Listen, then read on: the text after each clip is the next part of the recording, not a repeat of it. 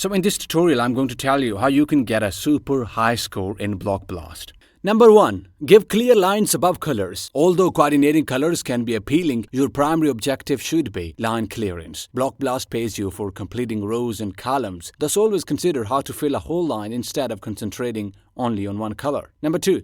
Make plans for combinations. Combining several line clears in one motion will result in quite big bonuses. Look for chances to arrange 2 or more line clearings with one block placement. Although building these combos can mean giving up some fast movement, the payoff is well worth it. Number 3. Make use of power-ups. Wisely, Block Blast often features power-ups capable of clearing significant portions of the board. Don't utilize them the instant you acquire them. Instead, store them for when you are in a tight place or when they can generate big combinations. Leave space for larger blocks. Avoid filling the board too soon, especially with little pieces. Always leave room for the larger blocks, as they can be challenging to position if the board is cluttered. This is vital as the game advances, and you'll often be given greater blocks. Number 5.